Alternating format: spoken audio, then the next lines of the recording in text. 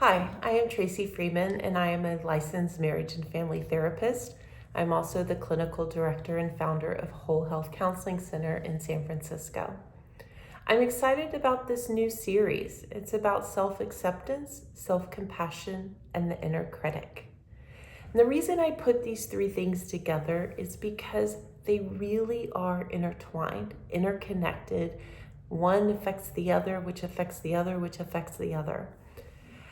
Part one is about the barriers to self-acceptance. That's what this video is about. Part two is about the parts work. How do we bring out different parts in ourselves that are in exile, or that we're denying, or that we're repressing? Part three is about building tolerance and resilience with the feelings related to our exiled parts. The fourth video is about the inner critic.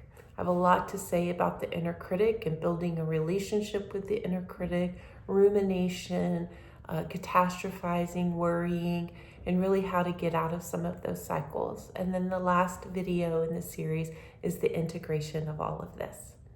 So let's get started. This list is in no particular order, but it is actually some of the barriers to self-acceptance. And this isn't exhaustive, but it is the most common things that I have experienced in my life and I experience with my clients. It comes up often in the therapy room, and so that's why I am bringing these to you. And again, this is just something to think about. If there's a part of this that you connect to or you relate to, or you have an aha moment with, or you've been like, oh my gosh, you just named what I've been feeling or thinking, it's a moment for you to reflect. I want you to learn something, be inspired, have a takeaway, and even if it's just one thing, that one thing can change many things. Okay, one barrier to self-acceptance is exiled parts, and I go into this in the second video pretty in depth. And what is an exiled part? It's a part that we don't want anything to do with. We put it in the dark, we put it in the closet, we say no to it, can't see the light of the day, we try to pretend it's away, we want to avoid it because we don't want to deal with it.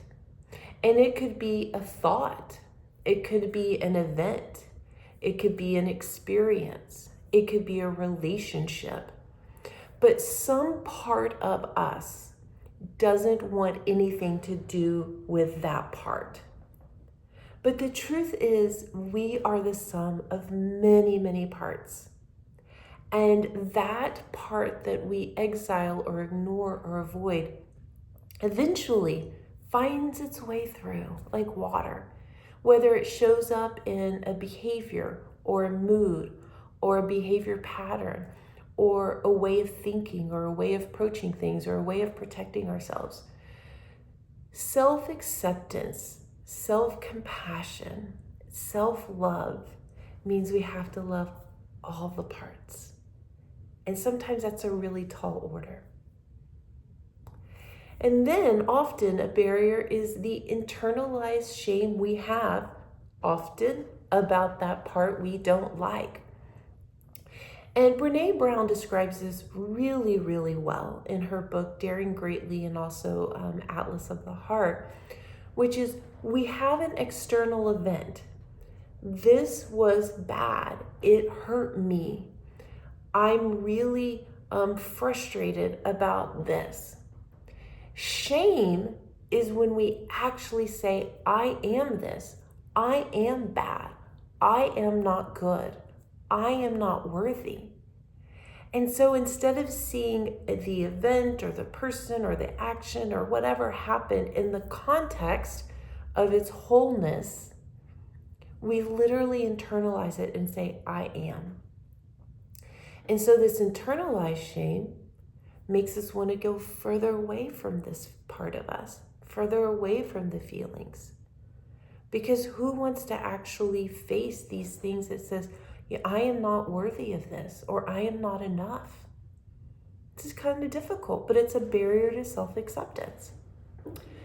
Another barrier is when others do not accept you. Again, we can internalize, if you don't like that about me, if you don't think that's good, if you think that's bad, if you think it's not enough, I'm going to question that. Maybe I think that too. Maybe I should start thinking that. Maybe I should start questioning myself. And this could be about a myriad of things. It could be sexual orientation, the color of your skin, your political affiliation, your religion, personality traits, different ways that you talk or you speak, the way you look or present. We have a lot of judgments and biases about people, and there's definitely certain platforms and media outlets that don't help that cause. But if others don't like you, and particularly if you've been bullied or if you've been ridiculed or you've been told, right, flat out, something's not good about you, you actually may think, I don't want anything to do with that, because if the outside world is telling me this isn't good, there's probably something to it. And then we don't accept that part of ourselves. But the reverse could also be true. A barrier is, I don't like something about myself. It has nothing to do with anybody else. No coach, no parent, no social media, no friend, no sibling, no spouse told me. I actually feel this in my bones, right? I don't like this physical attribute. I don't like this personality trait. I don't like my anxiety. I don't like that I ruminate. I don't like that I have trouble controlling my emotions. Self-acceptance means I can learn to identify these parts, hopefully build a positive relationship with these parts, maybe even one day like these parts. But what I can't do is actually live a life where I truly do not like myself or these parts of myself. There's a lot of things that will spiral out of this. And so that is true. Many times I don't like parts of myself, but to what degree, and how do I treat myself, and how do I talk to myself about those parts? Another barrier, which actually is one of the most common things that I see in therapy, and actually was my real life experience at a few points in my life, is the fear of falling apart. Now, falling apart is going to be personal, and it's going to be subjective, and it's going to depend on what your definition of that is. But generally, it's when I can't hold it together anymore.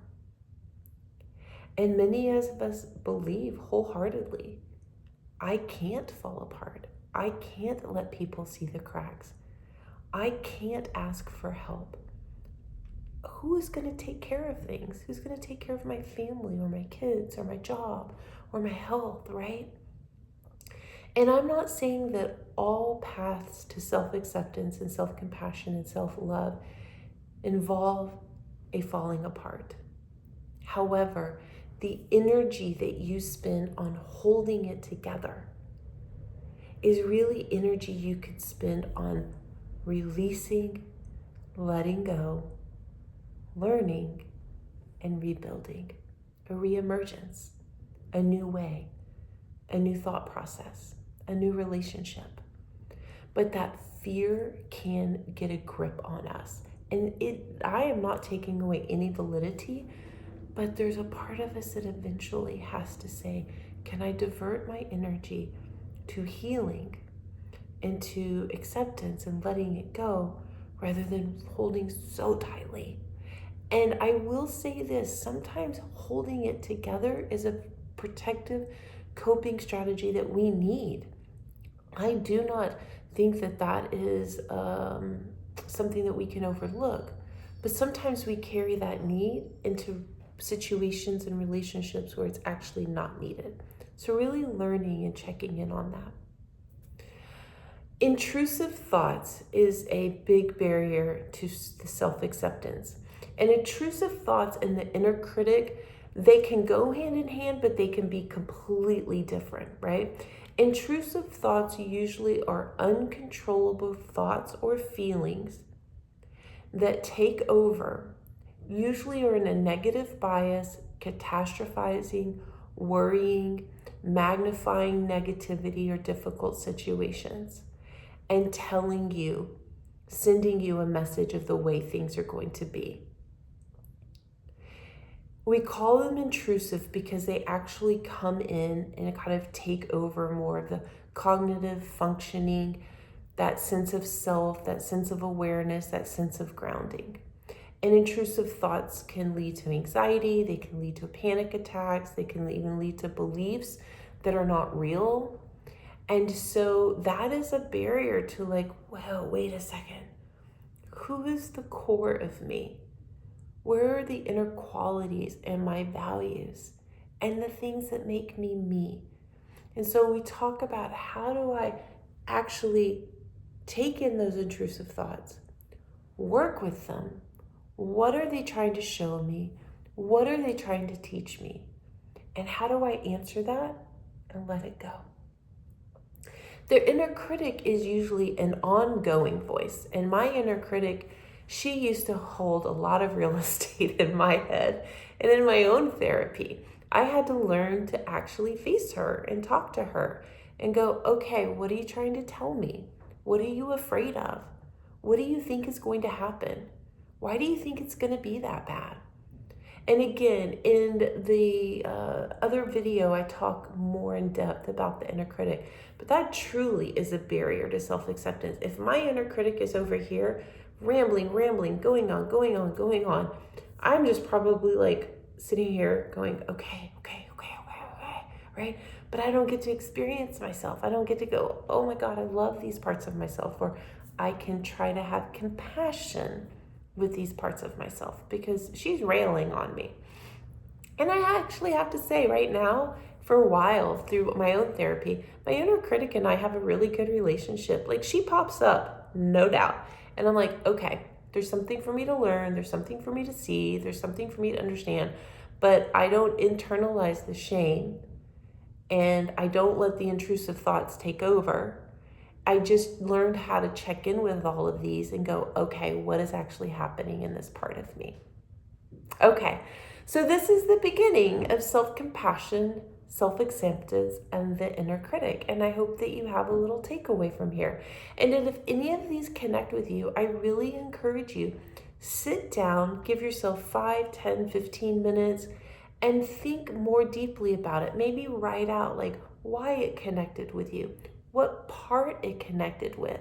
How do you feel this in your body? How do you feel this in everyday life? And is it affecting any of your relationships or your job or your behaviors? Or maybe you're becoming recluse and isolated, or maybe you're trying to overcompensate and be big and large.